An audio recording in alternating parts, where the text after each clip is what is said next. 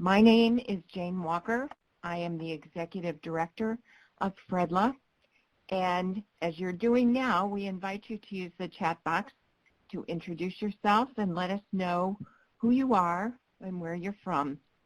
Also, we'd love to know if this is your first learning community call with us. Throughout the call, you're also welcome to make comments and ask questions in the chat box. If you're driving in your car, first and foremost, be safe. Or if you're not at your computer, we will have a handout available to you along with a recording of the webinar. And at the end of the presentation, we'll let you know how to access them. This learning community is hosted by FREDLA. We are a partner in the National Training and Technical Assistance Center for Children's Behavioral Health, operated by the University of Maryland and funded through a contract with SAMHSA.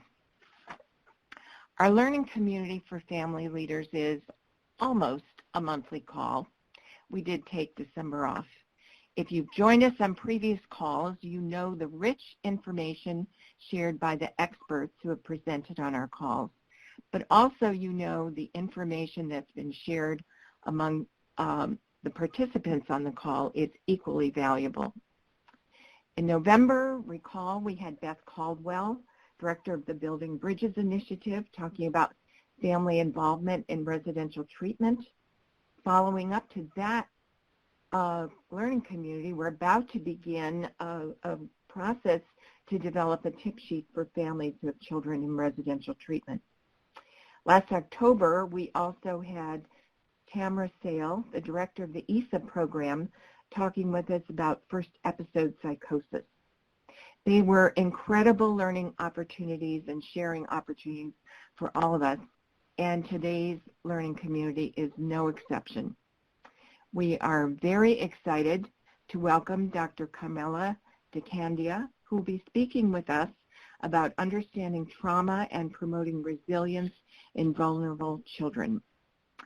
I had the privilege of doing this presentation with Dr. DeCandia for another group last May during Children's Mental Health Awareness Week.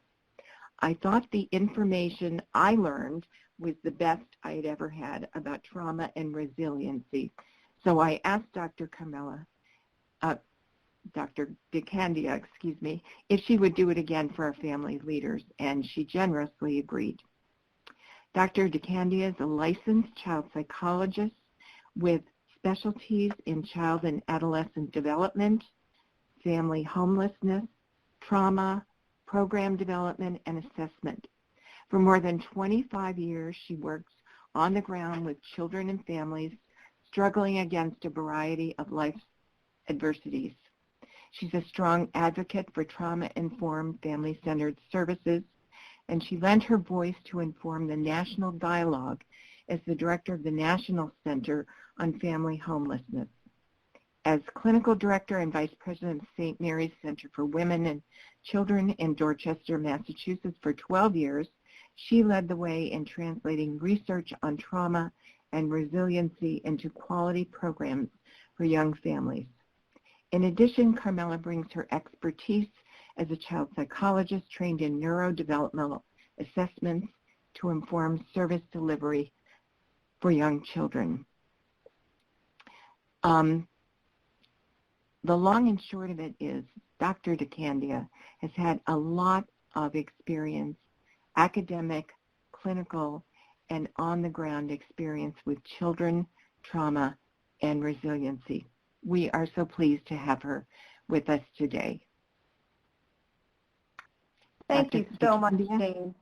Thank you for such a kind introduction, and thank you everyone for joining today. This topic is definitely something that has motivated me throughout my entire career, and it's very near and dear to my heart. Having worked in child welfare systems, residential treatment, homeless shelters, schools, hospitals, as well as now training all of those types of programs, it has become very clear to me over the years that trauma and adversity is something that affects all of us at some point in our life at different levels, but we all have a resilience. And it really is about thinking about how to foster that resilience. And luckily, the science of resilience has started to really catch up and has really started to be something that we can really use to not just develop better programs, but also to develop better policies for our children and our families. So I'm going to do a quick little presentation to kind of outline what I think are the main points. The literature and the science is vast, but what are some of the main points around understanding trauma, risk, and resilience? And then really think about how out of that science, what does that mean about interventions? So the way I'd like to think about this is that we first have to understand development in context. So what we're going to do today is first I want to give you a little graphic and a way to think about human development. And I am probably a developmentalist at the core of who I am. I've always been fascinated with how we grow and develop as human beings. So to really understand how things like trauma and risk impact us and why some of us are more resilient than others, we first have to understand human development. And we don't develop outside of a context. So we're going to do a little bit on that. And then I'll go through talking about the science of risk and resilience. And then, as I said, we'll translate that into interventions. I've got some great resources I want to share with you at the end, and then we'll open it up and hopefully have a really great discussion. So let me see if I can, there we go. So the first thing I wanted to talk about is I wanted to contextualize everything that we're going to talk about is in human development. And this graphic and this little kind of analogy, it's called the cliff analogy by Kamara Phyllis Jones. She wrote about this in 2009, but she used this graphic to really help understand how we as human beings develop in the context of our situation. And so if we're going to really understand what someone needs, we can't do that separate from understanding the context in which they're living. So in the center here, you'll see the red dot in the center. That's the person, right? That's what we tend to focus on, particularly in our very Western medicalized society. We tend to kind of focus right there. We look at the individual, we look at what their problems and needs are, and we address interventions towards that. That's all well and good, and that's something that's really important because genetically we're all different and we each have individual needs and strengths, but we tend to kind of focus in on that.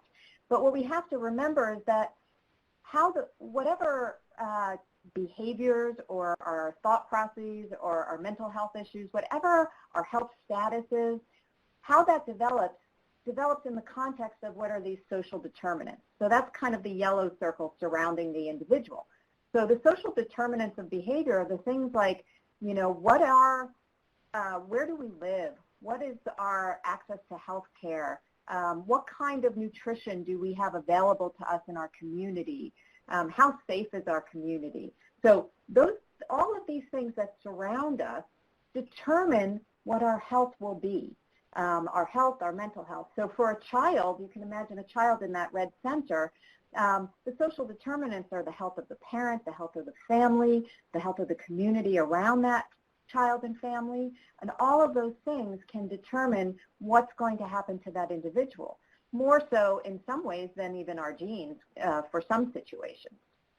But even bigger than that, if we take a step even further out than that, then we have to think about, well, all of those social determinants are wrapped in issues of equity and inequity, that some people have more access to certain things that support health and development than others. And those are constructions, you know, social constructions that we've created in our cultures where some people have more access than others. So depending on where you sit as that individual and what your determinants are and what kind of equity access you have could determine what your health will be over time. Now, if we understand that as just the big picture context of development, then we can think about, well, what does that mean in terms of who does well and who doesn't? So this is Kamara Jones's analogy. And I like these little graphics, partly because the little stick-figure graphics are simple and they're easy to understand, but they really are quite profound. They tell quite a story. So if you look on the line across the top and you see the three little stick figures, you can imagine that that's our life. We're living on this line over time, and we're living at any point in time. You could be moving more to the left or more to the right. These three are quite over to the right, and they're pretty close to the edge of the cliff. Not a great place to be living. But for the most part, if you were someone in that red dot, surrounded by healthy communities, good nutrition, access to really good schooling, good quality health care around you, you probably would be living towards the left, right? You would be far away from the cliff. You'd move those little stick figures over to the left, and you'd be far away from the cliff because you'd have a lot of those kind of resources. But things happen in our life, particularly traumas or different adversities or different crises that might move us closer to the cliff. And that's normal. That happens to all of us at different points in our life. Fortunately, for some of us, there's prevention. Those little stick lines that are right at the edge of the cliff that are preventing the people from going over. They're preventative things. They're things that help us prevent going over the cliff and becoming in a more urgent or emergent situation. Now, for some of us, we live in areas where, there's some good prevention strategies and there's prevention resources. I happen to work in the homeless field, so for someone that maybe is struggling, a single parent struggling to pay her rent, and then she gets sick and suddenly she loses her job and there's no preventative resources to kind of help fill that gap for her, she's going to go over the cliff. For others, maybe she has a family support system or their community has access to certain types of benefits that help people during difficult times. Prevention steps in, keeps her from going over the cliff. The thing is, not everyone has equal access to that prevention. And the same is, so if they go over the cliff, they're going to start falling down. Now, for some people, you see those three little dash lines, they're going to hit the safety net because maybe the prevention didn't catch them, but luckily the community or the state you live in has some really good safety nets in place. The kind of policies and systems that have developed are there to catch people if they fall. But in some places, maybe they're not there, and then they go through the safety net and they hit the bottom and they're in emergent care. So you can see how prevention, safety nets, systems, access, equity, who we are and what we have determine where on that line you live, how close to the cliff, and what will happen when you get towards the edge. Now, unfortunately, for some others, particularly for people living in high degrees of adversity or who've experienced multiple traumas and living in areas where there are not a lot of safety nets, communities that are under-resourced and where there's not enough funding or they're under-resourced communities, people might be living very close to the cliff a lot. Again, in my work with homeless populations, you may see that quite often with people who may have long histories of issues of trauma, but then they also are dealing with job loss or other types of housing issues that push them over the cliff, and then there aren't any safety nets, and they'll kind of go straight to the bottom. And you can see that depending on not just the person's individual kind of determinants, who they are and what they have around them, but the way the system, and when I say system, I mean anything from your local program to your community level government, to your local state government, to your federal government, how the systems and the programs that we create can either help keep people from going over the cliff or can kind of let them fall over. And so it means that we have to understand, well, what factors go into risk, and so we can understand how to turn those things into interventions. So in order to do that, if we understand development, and then we understand this idea that we all live on this kind of analogy of the cliff, then it's really important to understand, well, why do some people fall over and others don't? Let's talk a little bit about the science of risk and resilience. And this is where you get into a little bit about understanding the impact of things like trauma and adverse experiences. But one of the ways to think about risk and resilience is that it's like a scale. at any point in time, any one of us, if you were to kind of look at yourself and check off a list of, what kind of risk factors exist in your life, you could check off a few risk factors, but I bet you could check off a few protective factors too. And the thing about that is, for any one of us, at any of these levels, whether it's the individual or within the family or within your community, you could analyze what is the balance, the relative balance of risk factors and protective factors for a person, for a program, for a family, for a community. Because just having a certain risk, just having some trauma in your history doesn't mean that you're going to go over the cliff. Frankly, I'll show you in a minute, but that's actually not the case. Most of us are quite resilient in the face of trauma. But what it means is that in order to offset those risks, there are some protective factors that you have to build in. And when you have enough protective factors, you really can kind of buffer the impact that the risk may have. You might have not been able to prevent it. Someone might have gone over the cliff. But if you have enough protective factors in place and good systems and safety nets, you might be able to buffer the impact. So for any person or any family or any environment, we're looking at the relative risk and protective factors, and we're trying to prevent risk whenever it happens. Risks are anything that lead to bad outcomes. And we're trying to build protective factors as much as possible because more of those will offset the risk. So let me show you a little bit here about what I mean about risk. So the thing that's important to understand about risk and exposure to risk and how it impacts us is the fact that the impact is cumulative. The more risk factors you have, they tend to pile on over time.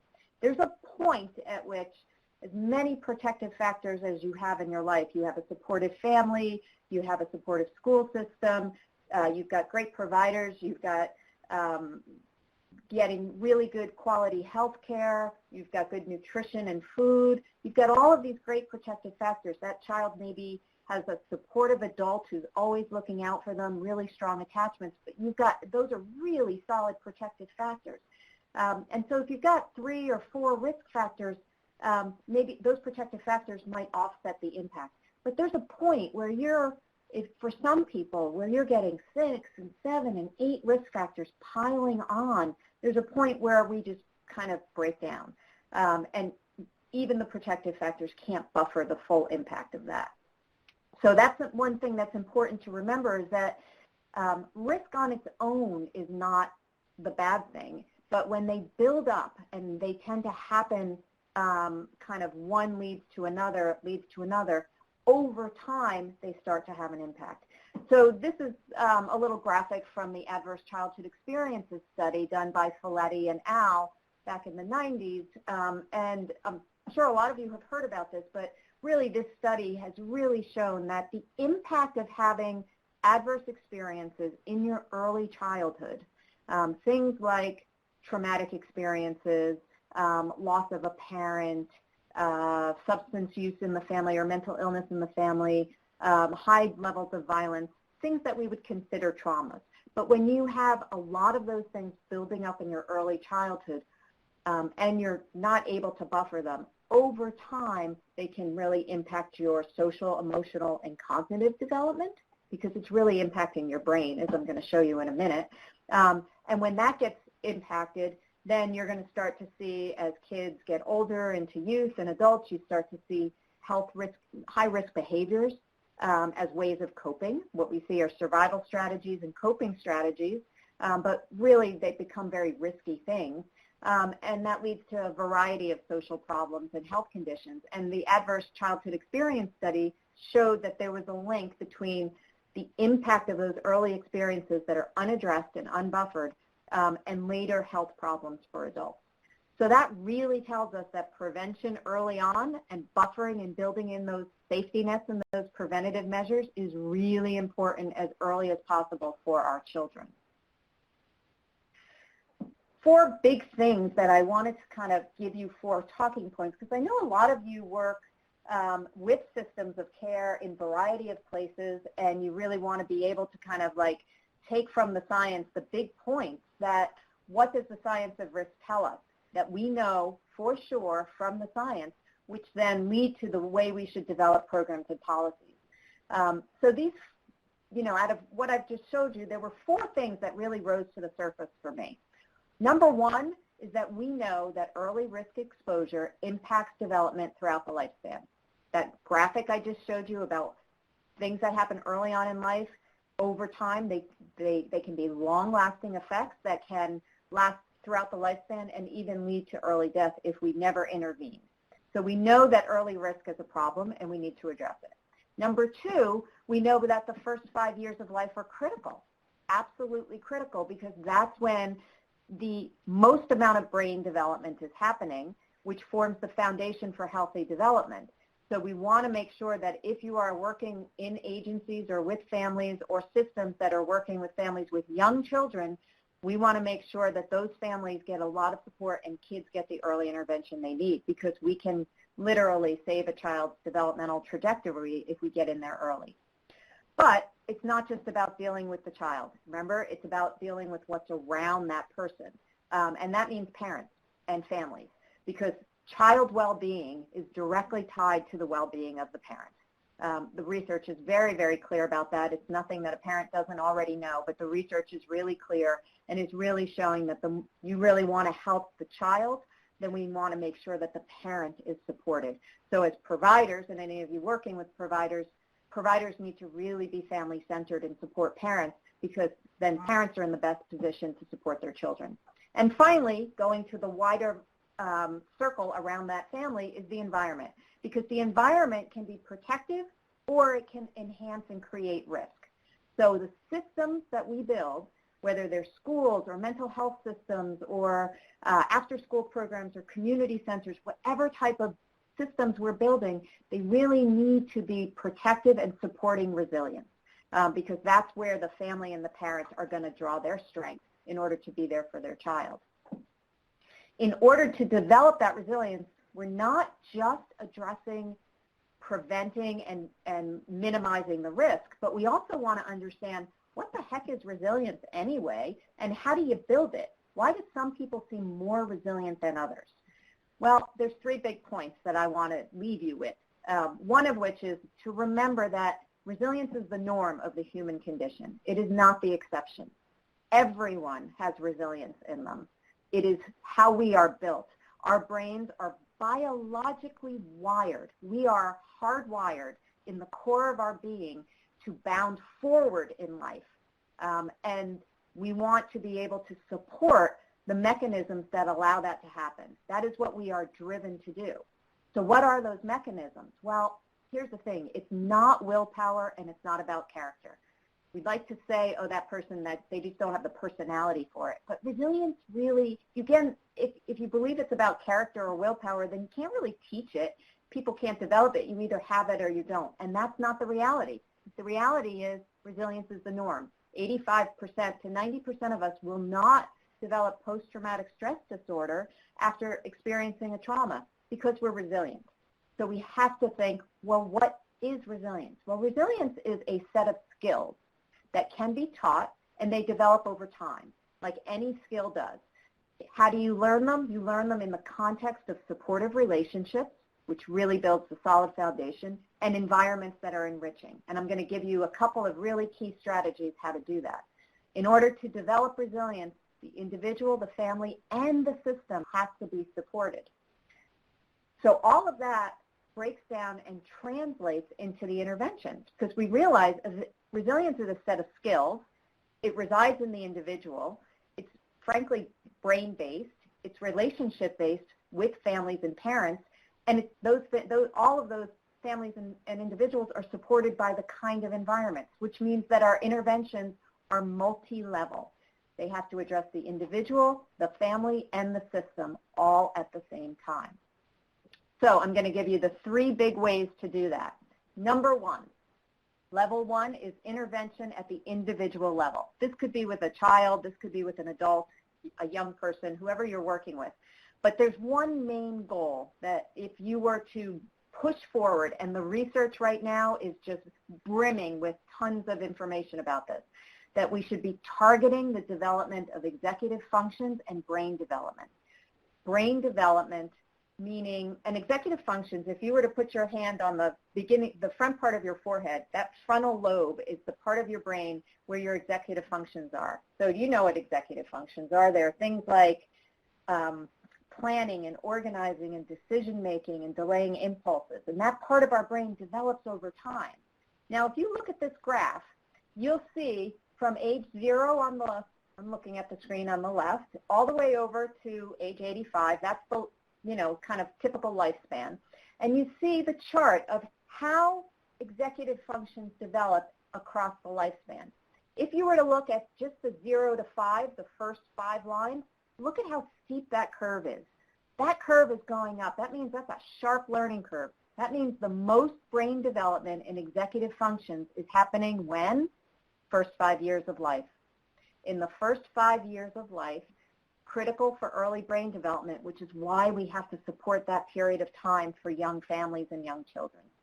Then the brain executive functions continue to develop through the school age and young adult years, between that 5 and about midway through the graph, 25. All through the school age, adolescent, and mid-adult, young adult era, the brain is still growing and developing. And particularly these executive functions, these skills, organizing, planning, decision-making, as well as regulating our social and emotional well-being. All of that is developing at that time with the right instruction and the right support. So that's why number one thing you can do with someone is use strategies that will target that brain development, because then the person will have the strongest foundation for dealing with adversity moving forward. And the best ways to do this, here's five strategies that you can do, whether you are working, whether you are a parent, whether you are working in a school, whether you are doing some one-on-one work. These are even things you do with adults. But really, breaking down resilience into these skill sets, and this comes from Robert Brooks' work, this is how you're developing the brain. Number one, goal setting. People who are resilient, they learn how to set realistic and achievable goals. They chunk things down, they make them goals that you can accomplish, set time frames, and move on. It seems really obvious and straightforward, but a lot of people don't think that way. It's an executive function skill. So teaching kids how to break things down and moving things forward, you're developing resilience because you're developing that skill set, and that's a frontal lobe function. Number two is independent thinking, how to problem solve. Not stepping in and solving problems for a child or for someone else, but really being able to help someone think it through. Does it take more time? Yeah, it might, but you want to help someone problem solve and struggle and think through an issue versus solving it for them. Again, frontal lobe development, really simple idea, but profound in what you're actually doing. Practicing, identifying, naming, reinforcing, all of the different behavioral ways that you can support positive social skills, because social skills are tying the frontal lobe of the brain to the emotional part of the brain in positive ways. Number four is actually teaching empathy. Empathy is not just about caring for someone else. Empathy is actually a frontal lobe skill which involves perspective taking. And that's something kids under 3 have a hard time doing, but as you get older, you're able to kind of step outside yourself and look at things from another vantage point. That actually is a brain skill, to be able to flip your perspective. So I like to play games with kids where they actually have to do that, and kids love those games because it's almost like, dressing up and role playing. They're very easy things, but actually if you're doing it with the goal of teaching empathy, empathy is a skill because people who are empathic really connect to others, they have stronger relationships, and those are all keys to resilience. And number 5, I will always make a pitch for play, because for children's brain to develop, they have to have downtime and they have to have playtime.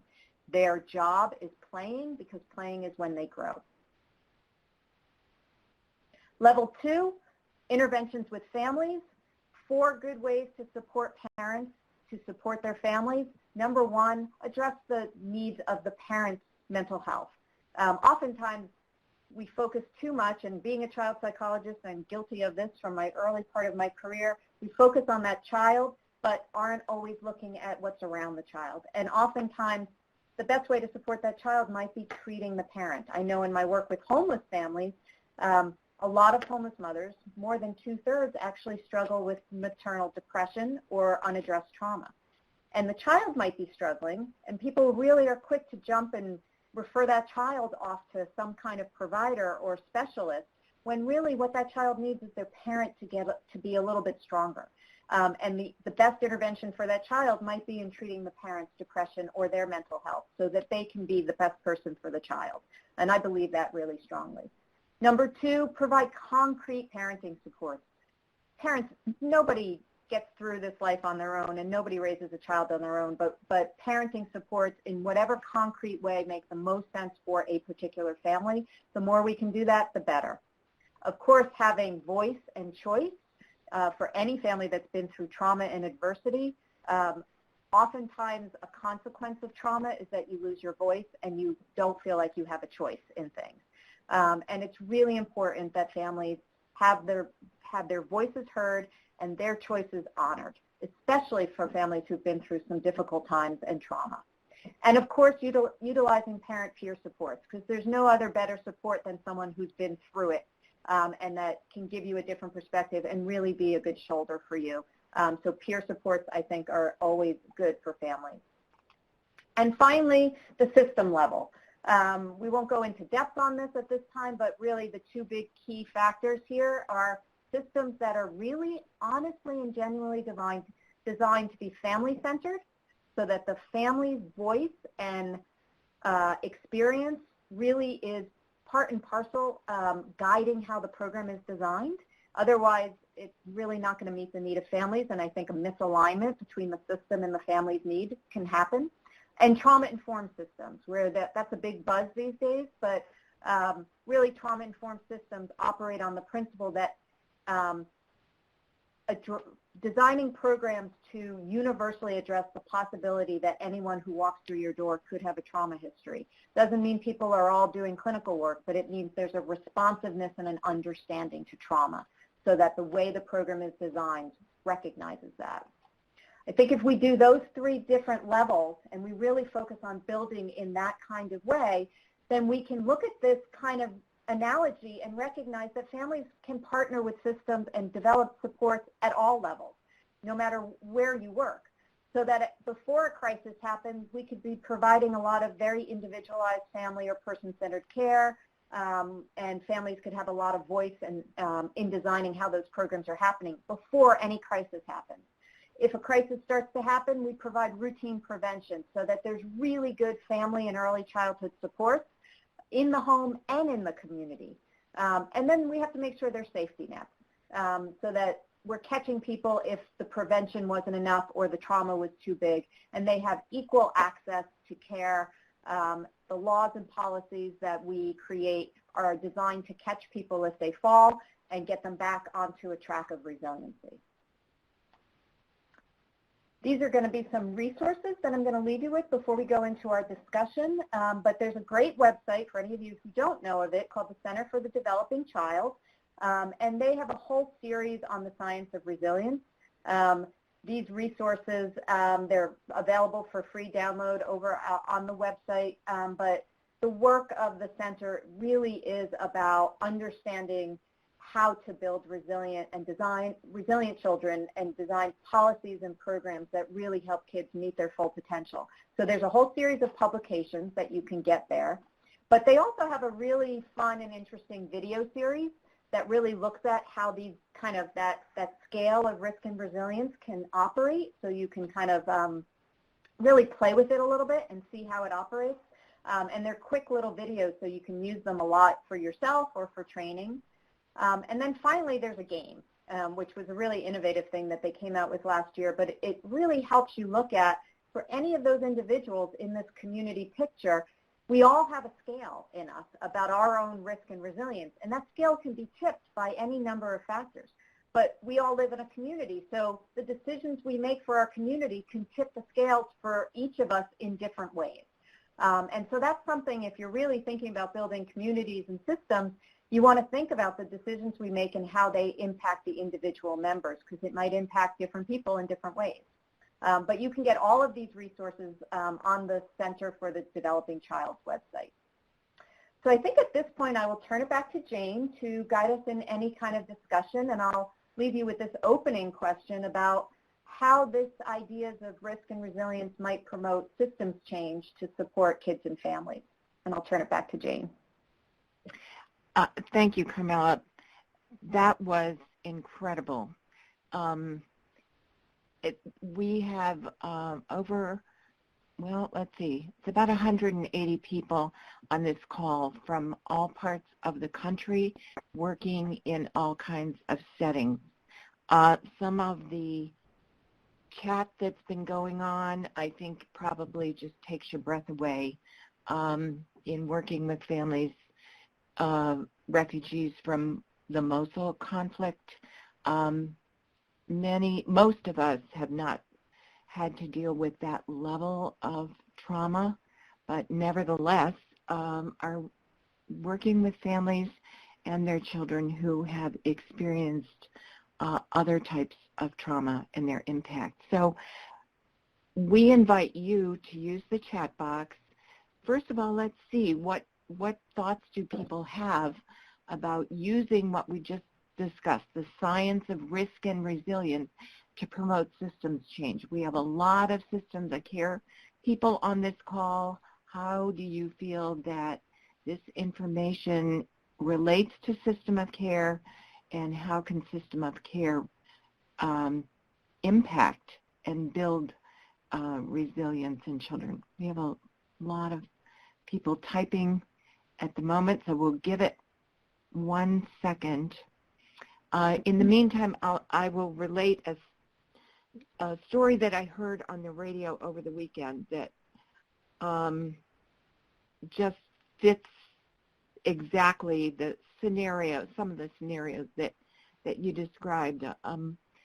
Single mother living in an urban setting, had a very, very good job, was raising 3 children. They were all in school. Things were going very well.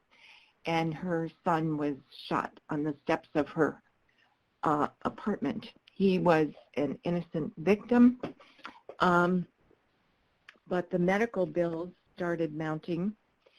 But aside from that, her lease said if the police were called for any reason whatsoever, she had 3 days or she would lose her apartment, which she did, which then meant she was homeless, she lost her job, and then she lost her children. So it's exactly the kind of thing that you described, that she and her family were doing very well until a series of events, none of which were her fault, were and in a matter of days just changed the whole trajectory of her life. So let's see what we have here. So Margaret's talking about teaching parenting classes. Yeah, I wonder if I can comment on that for a second, Yeah. Jane. Yeah. So, because I know someone asked about concrete parenting supports, and then someone else mentioned parenting, and I'm really glad someone brought up parenting, because I think that's an area where, you know, we kind of throw out there like, oh, provide parenting supports, and then people go, well, what does that mean exactly? So there's a lot of great research. The Institute of Medicine put out some great volumes on parenting supports that really show that very particular type of parenting supports can actually really help build child resiliency by supporting the parent, and even particularly help address kind of very mild depression that parents might be struggling with, not for the real severe moderate depressions that often require a different level of treatment, but for that kind of mild to low moderate symptomology, and parents are struggling with that, there are kind of general parenting supports that can really help. When I talk about concrete parenting supports, oftentimes we're talking about the very concrete things like transportation. Certainly with very low-resourced families, families who are homeless, rural families, you're dealing a lot with issues where people just can't get to where they need to get to, or providers, you know, the community doesn't have a lot of providers nearby and they just can't get there. So there are some issues where there are just very concrete things like transportation. But The other area I would encourage people to look into and think about is the idea that concrete instructional support is more than advice giving. There's a great stuff, actually it was by Jack Shankoff from the Center for the Developing Child, and a paper that he had wrote looking at early childhood programs that provided parenting programs within the early childhood program and looking at the outcomes of those. And really out of hundreds and hundreds of studies, it really boiled down to a few studies that showed any effective outcomes on parenting. And so they really looked at, well, what made it effective? And the thing that makes it effective is that most programs will give you a flyer. You'll go somewhere, you'll get a brochure, you'll get a flyer, you'll get some tips, and that's information. It's always good to have information, but information is not the same as skill development. It doesn't change the parenting. And it's it's just advice giving. And that has a value, but it doesn't really change the parenting or support the parenting skill development so much. When you pair that advice giving or that information with actual one-on-one type of instruction where you are role playing, you are modeling, you are practicing the skill, then you are actually moving towards changing a behavior. Or developing a new skill. And the same is true for anything we learn. This is basically going back, I kind of always end up going back to the brain. How do we develop things? Well, we get information, but information alone, my telling you this alone doesn't change it. You have to then take it and use it and turn it into one thing. I might encourage you to think of one thing you can do, and then you practice that one thing. So the information turns into a skill. For the skill to be good, you would practice it over time. And so when we work with parents to enhance parenting skills, develop certain types of routines, we can't just tell people what to do in this kind of expert to parent way of doing it, which is a very traditional model, but we partner. Providers and parents have to partner together so that you actually are really practicing, because it kind of goes back to two things. We learn. It's about brain development, and we learn in the context of relationships. And if we put parenting in that bucket, we can help parents in that way as well. I hope that brings it to life a little bit. Yep. Carmela, can we go back to the slide with the resources? Sure. Which one were you looking at? The game, the video? The videos. Yep. And you can click on right now, you can click on the link there to open the videos that are available. Those videos are fantastic. I highly recommend that you check those out. And as Carmela suggested, use them with your families. They are very short, but boy, are they powerful. They're really excellent resources. Folks are seeing these as I'm scrolling, so you can see them a little bit? No, they have to check on them. They have to click on them. Yeah, okay. But they're live. They can open them while this PowerPoint is up here. And so that is the Center for the Developing Child at Harvard University. And they have this resilience series, which is excellent. Excellent. We are getting a lot of information here from people in various settings, residential treatment centers, high-fidelity rep providers, schools, juvenile justice facilities. I wish we had time to go in each one of those, but obviously this is resonating with people everywhere. Inpatient settings. So you talk about parenting, the role of parenting. Family organizations provide support. So, so not formalized parenting classes, but in the context of a parent support provider working with an individual family, are there techniques that you could suggest as they're providing support to the family to help them build more resiliency with their children or understand their role better with their children? Yeah, as this, I'll pull from the center again, and their newer resources are really looking at how to support the executive function development of the parent, of the adult. Because in a lot of ways, we can do a lot, and there are a lot of resources targeted towards, 0 to 5 and thinking about how to build children's brain development. But if we really want to support our kids, like I said, we want to be able to support that parent and the family. And as a parent support provider, there are probably a lot of ways that you could think about applying the goals of executive function development. And I'm not sitting there saying that you should be talking to someone in a very clinical way, the way I'm talking right now, but just having that understanding that being able to sit with a parent who's struggling to maybe manage the daily routines of 3 kids and one's in residential treatment, or they've got a lot of different things, it's really kind of helping them kind of get organized, being a support to them, how to kind of break things down. Okay, what is our goal here? How do we support you in thinking through a goal-oriented service plan perhaps? But all of those little things, they seem like they're just supported, but if you're doing it with the goal of helping someone learn how to organize and do those things for themselves in that kind of structured way, you're actually building adult capacities. And Shonkoff and the Developing Child Center are really stepping into some very specific ways for parents and providers to support other adults and parents in their own brain development, their own executive function development. So you have to have a relationship to be able to do that kind of work, which you already have as partners.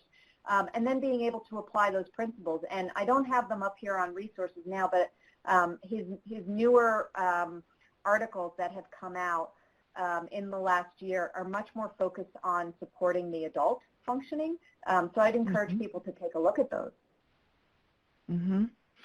Where could we find those? On the Center for the Developing Child website. Okay, same place. Same place as you have the link there. Yeah, maybe someone is really talking about that. People on the call could offer suggestions on how, when you work one-to-one with a family and a parent-peer support relationship, how you help to build those executive functions with the parent. I know when I worked in a family-run organization, we often did things like just help a family organize a notebook for their child, with pulling together all of the various papers around their school, the child's medical care. It was astounding how families would walk in with a box just overflowing with paper, and helping them organize really helped them be more attentive to all of the different people their child was involved with, and more attentive to appointments and setting schedules and things like that. How about other people on the call that have specific examples they could offer? Yeah, I see people are talking about in-depth, Kelly mentioned in-depth strength and cultural assessments. I absolutely agree. Being able to really contextualize that family's resources and assets, what their cultural kind of background is, and what that brings to the table, and really being able to understand that and use that in thinking about their strengths. Those kind of assessments, I think, are often lacking in a traditional system, and being able to be the person that brings that forward is a great help, as well as Donnie talking about peer modeling and helping families identify their needs and goals, helping families really look at their own cycle of anxiety and developing coping skills so that it doesn't kind of get impact their child. These are all really, really great suggestions. One of the things that I'm interested, because I think your group, the group here, is such a powerful voice for kids and families, and the types of systems that we need to develop. And there's often a gap between the science, which we've only, looked at a little bit here, but there's really compelling evidence to show that this is the direction our systems should be going in. And there are people who have been talking about trauma-informed care for the last 10 years, but it's taken a long time for it to kind of get into the hands of policymakers and for systems to even adapt. It is not something that's well developed, not considered. It's talked about as a best practice, but it's not quite there yet. So I think it really takes a movement, and it takes kind of the grassroots movement of voices of everyone coming together to say systems have to be family-centered, systems have to be trauma-informed, and systems have to understand how to build resilience. And I'm wondering if people have ideas about how you can mobilize this science through your voices and your networks to kind of be the voices to get that out there and push the policymakers and the system forward.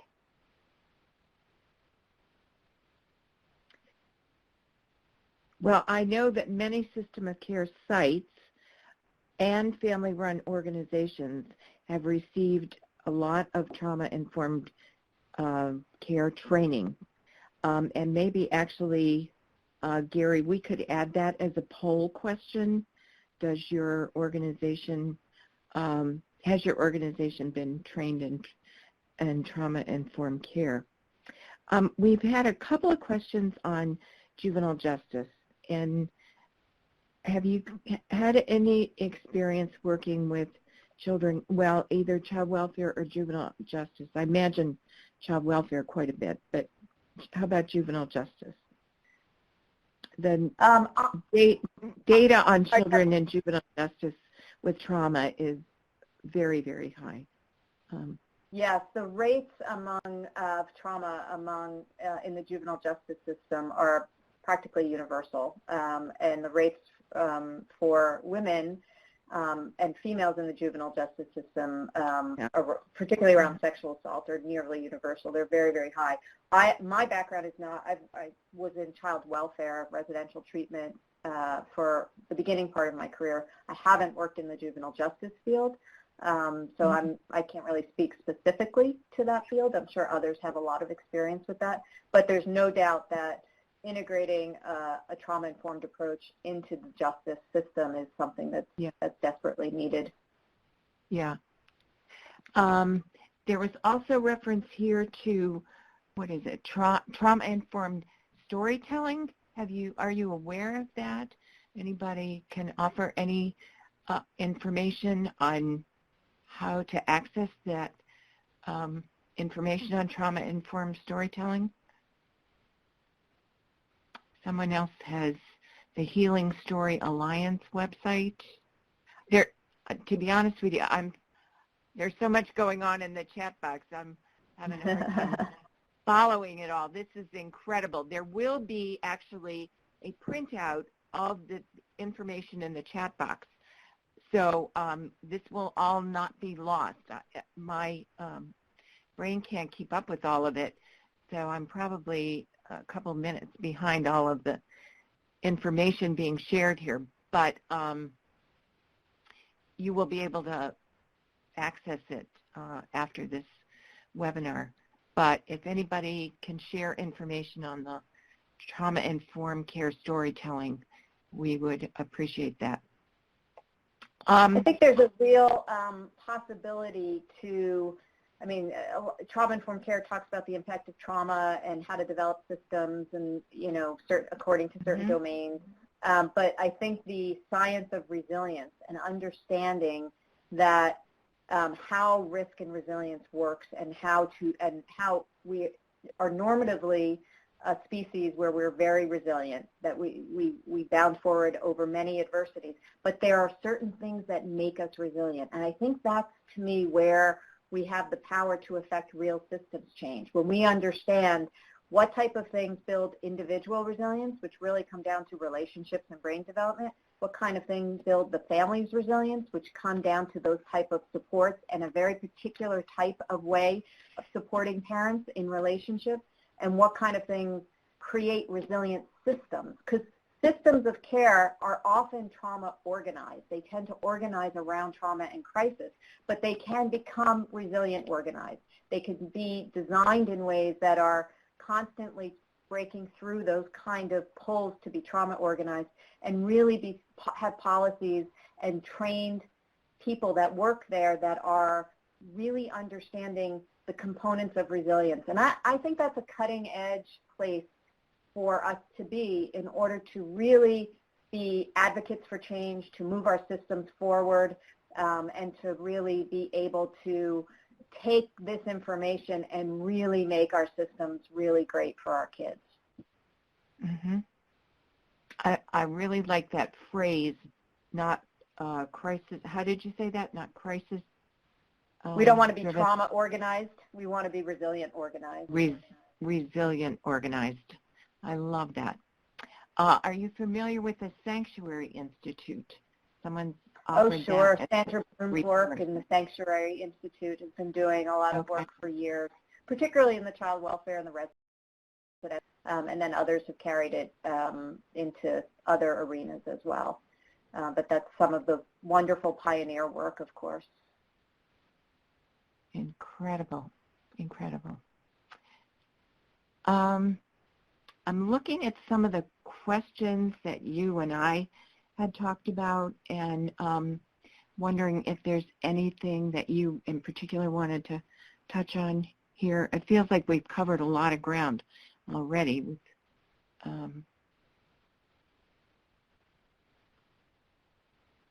Yeah, I think we talked about policy, listening, engagement of families, absolutely. Trauma-informed cultures. All of these are definitely moving in the right direction. I mean, I think if we can collectively bring our voices, and, you know, that's why, you know, trying to break all this science down into those few talking points, because I think that's how you really move the needle. When enough people are saying the same thing in very concise and consistent ways that are really backed up by the science, it's going to move forward. And this is a wonderful community that is really has a lot of power to move the science of resilience forward. Well, I definitely think that the information you shared is really going to catapult us into that direction. And I just thank you so much for the incredible information you've shared and the interest that you have kind of stirred among the community here. We have never had such a lively chat box. So thank you to everyone. Well, this is a great group. It's been my pleasure being here and sharing this information with folks who are going to take it forward. But it's a great pleasure for me. So thank you very much. Well, let me, I know we're getting to be about at that time, but I do want to share a couple of things, and one is that we don't have a download of the PowerPoint. We do have a download, a PDF of the presentation, which, Gary, help me, is that available if people click on it in the box that says files for download? Correct. So they can click on the file that says Candia Freed-led Resiliency PowerPoint, and then click on the bottom, download files. Okay. And then people have been asking about sharing who's on the webinar. Unfortunately, we cannot do that. We can't distribute the list. People have not given permission for that. The recording of this webinar will be available in about a week and a half. So the Institute just put that up, and you sign up for what's called the TA Telegram, which comes out every Monday morning through the National Training and Technical Assistance Center for Children's Behavioral Health. Subscribe to that newsletter, and in that newsletter it will have the link to be able to download this recording, and it will be available for quite a while. I want to also share with you several other important upcoming information. First of all, we have a new infographic out called Outreach to Families. This infographic was created as a result of one of our learning community calls last summer, and we asked everyone on the call to share their ideas. And as you can see, family leaders never disappoint. So we got tons of ideas, and we clustered them into several groups, things like community events, activities, supports, incentives, partnerships, diversity, appreciation, and celebration. You can download the infographic at Fredla's website, www.fredla.org.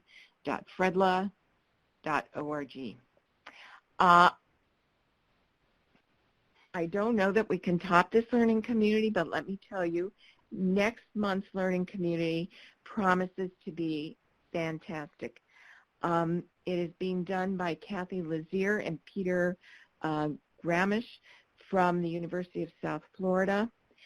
Our topic is Toward an Understanding of Youth Who Are Sexual Orientation, Gender Identity, Expression Diverse, or Gay, Lesbian, Bisexual, Transgender, Questioning, or Intersex.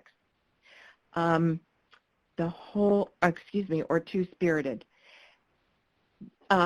The whole area of sexual and gender identity has really mushroomed in the last few years, and the Family Leaders Learning Community will equip family organizations to respond to issues facing LGBTQ youth and their families, helping us understand terminology and diversity within and among LGBTQ communities, as well as information on when children and teens may begin to express their gender identity questions.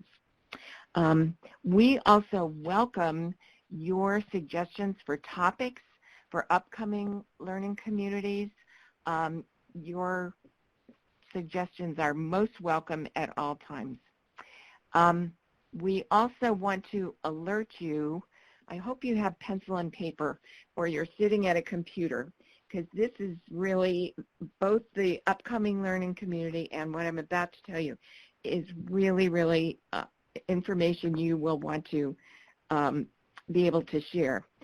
We are extraordinarily pleased that Fredla, as a partner with the National Technical Assistance Training Center, will be co-hosting the Family Acceptance Project, a 2-day meeting in Detroit, Michigan, April 25th and 26th. So the Family Acceptance Project is an evidence-based practice to support families with a child that self-identifies as lesbian, gay, bisexual, or transgender. We know that youth and young adults who are LGBTQ have a higher incidence of depression and suicide and are vulnerable to victimization. Day one of this conference is open to system of care sites and family-run organizations. Those two groups have been prioritized to be able to attend this conference. The information for this conference has not been distributed widely yet. It is being prioritized for system of care sites and family organizations. Day two is just for family organizations. There's actually, we've made a slight change in the schedule.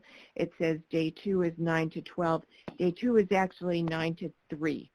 And it's only for family leaders working in family-run organizations or in provider organizations, but it's only for family leaders. So we have been given priority to register for this conference after a certain date, which I think is early February. If the conference is not filled and there's only 200 slots, it will be opened up to anyone. We expect it's going to fill very quickly, so please register as soon as possible. There is no registration fee, but you must pay all of your travel and hotel expenses. This conference is approved by SAMHSA, and for those working within or connected to a system of care site is an approved meeting. So it's possible system of care funds can be used to pay for expenses for the meeting. Registration opened last week. We will be sending the link out to register, and again, and really encourage you to register immediately. This is an incredible opportunity for family-run organizations. Executive directors, program directors, supervisors, and lead family contacts would all be appropriate to attend this conference. We'll be getting information about all of this out to you in the next day or so. Lastly, I want to put you on alert. We're going to be doing another National Children's Mental Health Awareness activity for family-run organizations.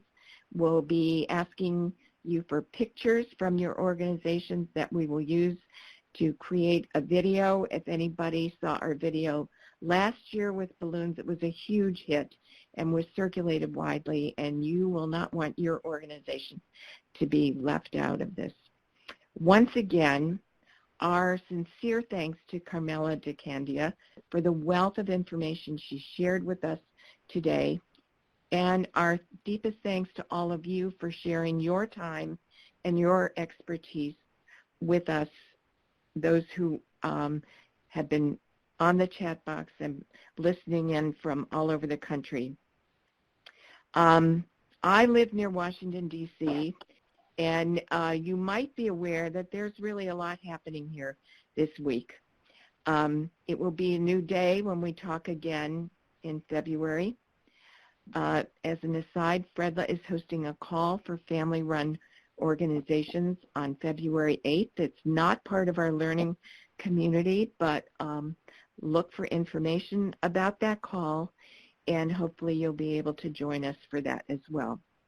In the meantime, thank you, Gary, who's at the National Training and Technical Assistance Center at the University of Maryland, for working his magic with the technology.